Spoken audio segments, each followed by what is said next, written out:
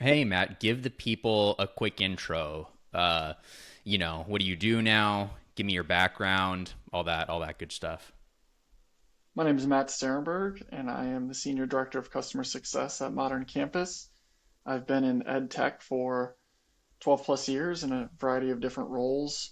Started off my career in EdTech with Parchment and worked at an instructor for some time. Have led teams in customer success, sales, and customer advocacy as well.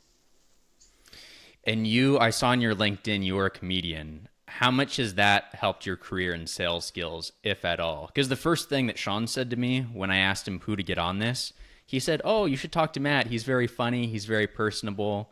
So I'm wondering, should every salesperson be taking an improv class? And yeah, has that helped you at all? I think it has helped me because you have to be comfortable in uncomfortable conversations. It all obviously helps to break tension, make people laugh.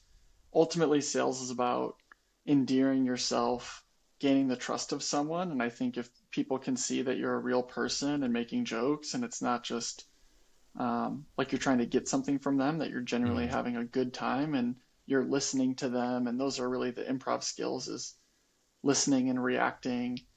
And humor is a way to tell people that you're listening, right? So you're observing things, you're making interesting observations. And so I think it helps. I don't think every salesperson needs to take an improv class, to be honest with you. right. If you are taking one class, it might not really stick, but I think there are some principles that are good to adopt. I don't think it's necessary. I don't want to be those people that's like, if how is improv the key to sales? I think there are Right. certain things that help, but it's not. I don't think it's a silver bullet. Put differently. Yeah, yeah, that makes sense. On LinkedIn, you said many view higher ed with skepticism and question the value in ROI. And I'm not in the industry, but it seems like there's a lot more anti higher ed rhetoric online as time goes on. How are you adapting to that? And do you have any tips for salespeople on how to navigate that? Yeah, I think in higher ed, there's a lot of tension. So, number one, you have the rising costs of higher ed. With the rising costs of higher ed, people are starting to ask different questions. And what's making this even more important of a question is because we've tried over the last decade plus to really focus on college access, which is a great thing. We want people to go to college. We want at least anyone that wants to go to college to be able to go to college.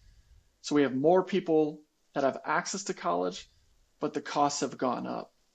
So all of those people are now going, what am I getting with this degree? I'm Right. in debt potentially, but I don't have the job that I really wanted. So then you introduce the ROI question. So when you're asking those ROI questions, that puts pressure on the college to go, what is the return on investment of this education, right? We want people to enroll here. How do we communicate the value? And what has happened is it becomes a more transactional relationship, right? Where people used to go to college, it was an amazing 4 years. We're here to develop you as a young adult and then send you off. Now the question is more transactional, where it's okay, I spent 4 years here. I'm $100,000 in debt. Did you help me get a good job? So it's not just 4 years to learn and grow. It's how did this set me up for my next thing? It's a more direct translation into what did this get me rather than an individual. I developed, now it's up to me to get a job. Because of the rising costs, there's just more pressure on being like, hey, I'm $100,000 in debt. I graduated, and now I'm not working in a field that is with my degree. This isn't the trade off I thought I was expecting. And so it's just introducing more questions. And then you have a lot of jobs because of the increased access. The skilled trades are paying a lot of money. They need plumbers, they need electricians, they need all sorts of these skilled trades because we have a supply problem. So now it becomes, well, before I went to college under the premise that it would make me more money. I don't know if that's the case anymore. And so for higher ed, they're asking themselves these questions, and it is changing the transactional nature of college. What is this actually getting me? Can you get me the job that's going to pay me more and that is in the field that I want to work in? And that's tough for higher ed. And so I think higher ed is just asking themselves a lot of questions. How do we actually connect to workforce? employment? How do we set our students up for success? Whereas when it wasn't as expensive, you didn't really have to ask those questions, right? If college Mhm. was free and you're like, I spent 4 years there, it didn't cost me anything. So I don't have the expectations that it necessarily has to repay the debt that I incurred. Right. So as a sales rep, what I would be really conscious of is when you're selling something, how does this help a college communicate the value? How does this make a college more efficient? Because budget cuts are real. And so it's not just how does this make a college more efficient, but how does it lead to a college's goals, which are the pressure on them to actually provide opportunities for their students. So yeah, I think you just have to take that into account. It's not just, oh, this saved us 40 hours of work. To what end, right? What did that 40 hours of work allow you to do? It allowed me to spend more time with students so that they don't unenroll. It allowed us to do more with academic advising so they don't consider transferring. Or it allowed us to save money so we can stand up a program that's in demand in our local area. So it's always to what end? Don't just say it saved you time and money. What does that time and money get a college?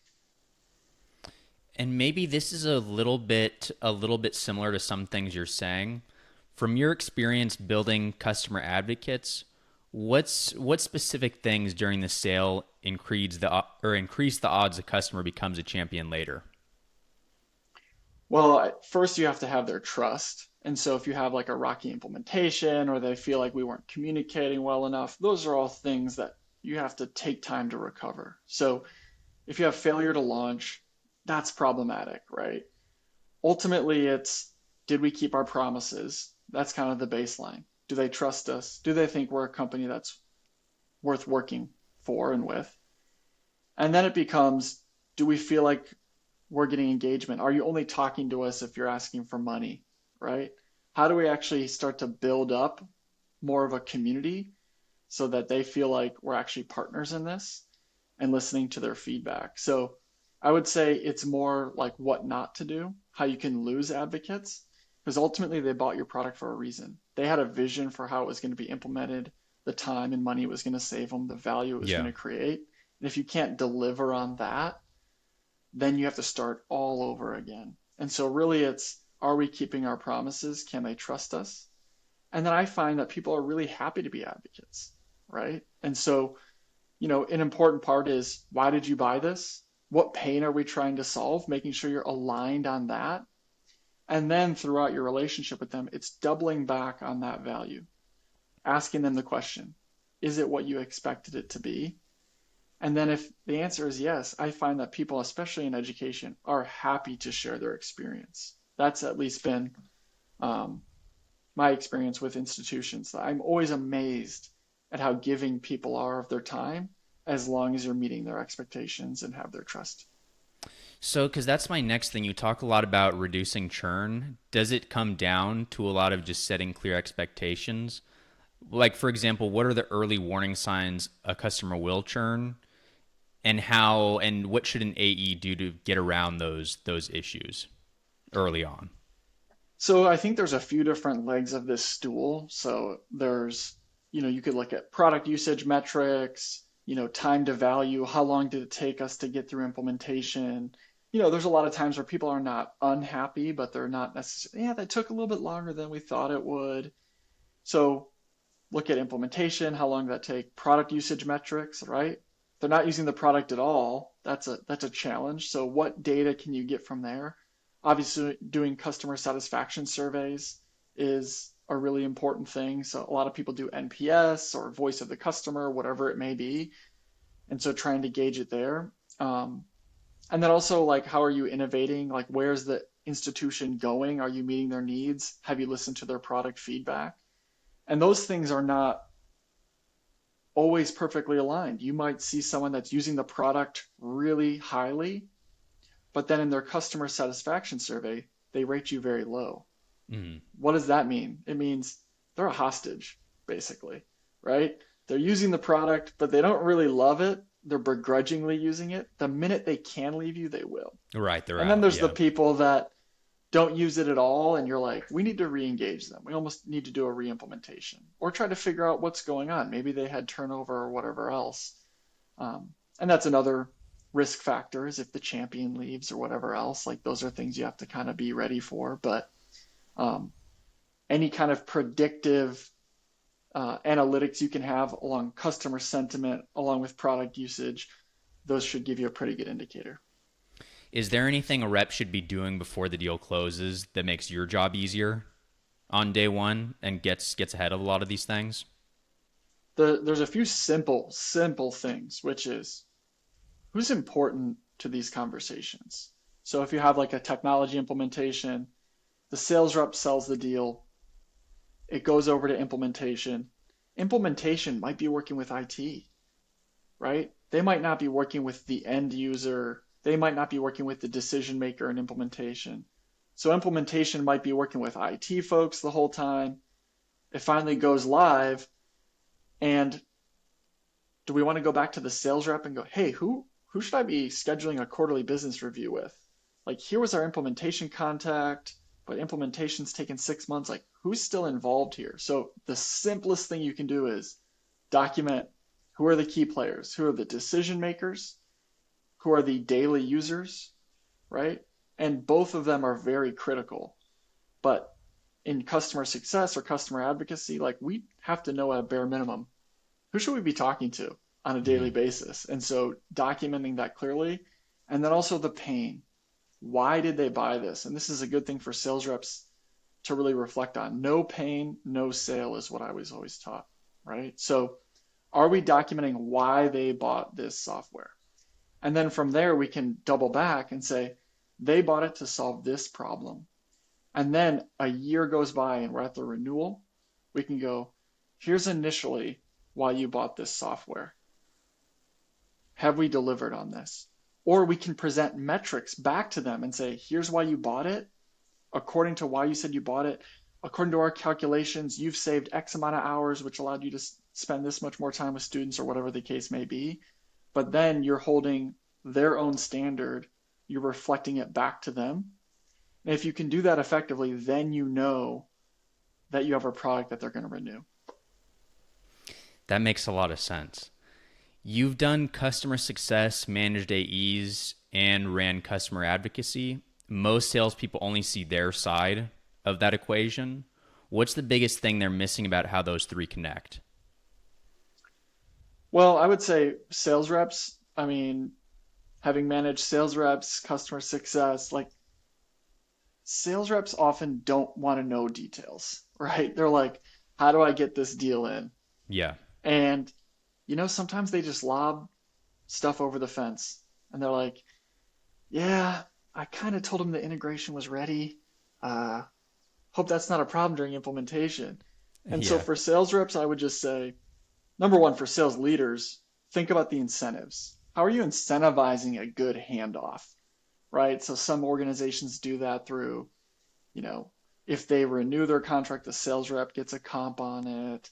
If you're in a land and expand type of business, you have to communicate back to the sales reps, hey, if we screw this up, that's going to prevent us from selling them other stuff because we lost their trust.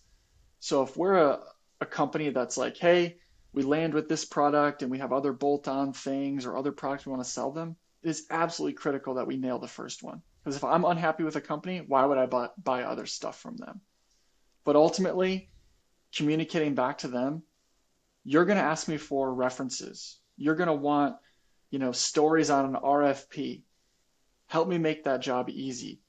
Let's not do failure to launch. Like, make it really easy for me to understand who I should talk to, what the value is, so that we can get them off the ground, so that I can make them a really good advocate for us, which goes back to you whenever you're selling your next deal. Because especially in education, people talk, and when our customers say it, it's true. When we say it, it's selling. So make it easy for me, for the customer to tell us a positive story rather than us saying how great we think we are. And then I wanted to talk about your podcast, or the one that you were doing with Parchment. You hosted Credentials Unscripted. Do you feel like that helped you a lot in your job when it comes? I know we talked about the comedian thing a little bit, but there is that storytelling aspect. or did it help you in terms of learning more about the industry and talking to more people and getting some knowledge there? Really, or not at all? Like, was there some aspect of it that, whether it be storytelling or just learning more about the industry, that it helped you in doing that? Absolutely. Yeah, I honestly, just for me personally, the podcast was invaluable just in terms of listening and hearing from really smart people that care a lot about their area of education. It taught me so much. Like, what are the questions people are asking? What should we be thinking about as a company? How do I understand what their job is? What do they care about? So, just for me alone, the amount of times that I was talking to someone on the podcast as a guest, learning from them, understanding what we should care about in higher ed, and then I would be on a customer call, say, I've heard from people that this is a big challenge or this is what they're thinking about. And they'd be like, yeah, absolutely. So just for me personally, learning about the industry, it was very valuable. And then also just making connections to people, right? We were very, very protective of the podcast. We never sold anything. It wasn't a Trojan horse to sell people things. Yeah. And it was a way to validate how we thought about the market, right? And so I thought it was a great networking uh, vehicle, but also just for me personally, I can't tell you how many things I learned from talking to really smart people. I know you said you guys weren't selling things. Did a lot of leads come through that channel? So it's a little bit hard to track that. So we could look at the amount of people that were listening to the podcast. We had some kind of directional ideas of who was listening, but I think you can actually pay for like other more advanced metrics on like how people got to the URL and things like that. So we were able to tie it to the people that were engaging and clicking on the link and whether or not an opportunity ended up coming from that. But we really never wanted to tie it directly to opportunities because we weren't selling anything, Mm. right? Just because someone listened to the podcast and the opportunity gets created 3 weeks later doesn't mean it came from the podcast. They could have attended a webinar 2 weeks later. We could have met them at a trade show or a conference. And so, no one emailed us and said, I want to buy things from you because Matt did such a great podcast, right? But ultimately, it's a long play of endearing yourselves to the community, building trust, the fact that we're not trying to sell them anything, the fact that they know that we're thinking about this, and we're creating content that's helping them understand their job and their industry a little bit better. And so I think if you want to make the podcast a direct connection to sales, I think that's a slippery slope to, all right, let's start putting ads in there, let's start plugging Right. things. And over time, you might lose your audience, right? Because who wants to listen to something where I'm trying to be sold, right? So I think you have to be thinking about the podcast as a vehicle more broadly of why are we doing this? We're trying to engage our customers. We're trying to learn from them. We're networking with them. That's great. Um, and if you want to do a podcast that's on just customer stories, you could do that too. And it is more of a selling thing and people kind of know what they're signing up for, right? It's more of a audio version of a case study, for instance. You could do it that way. I think over time your listenership would probably decrease, because it's not like, man, I want to keep listening to episodes of case studies. You're only going to listen to the Yeah, one it's that gonna get old matters to pretty you. fast. Yeah. Yeah. So I think you have to be a little bit careful thinking about it as like this creates leads, it creates engagement, which the next time they get an email from you, they might be more likely to click on it because they have an affinity to your company or your ideas, right? So it's a little bit opaque and it's not a great answer because I wish I could be like, we generated $2 million. We had Yeah. some op reports, but I was always very careful to say, this came directly from the podcast because they never identified that to us. Yeah, well, that makes a lot of sense. Well, before I let you get going, do you have any rapid fire, like quick tips for salespeople, just I off the would top of your just, head?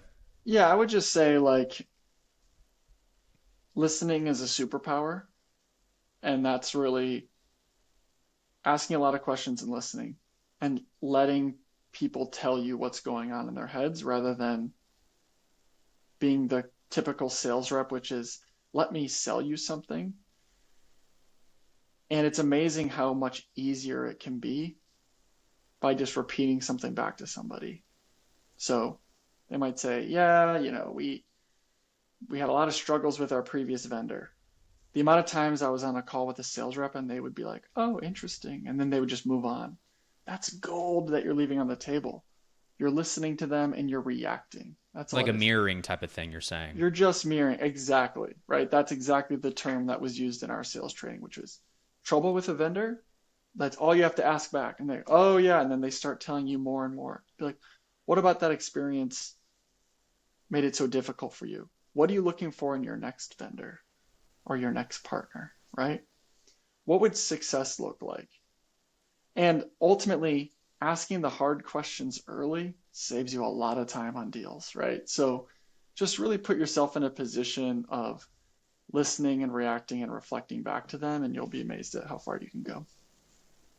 Okay, perfect. Well, I think that's pretty good. I think that people got some good stuff here. I will end it here.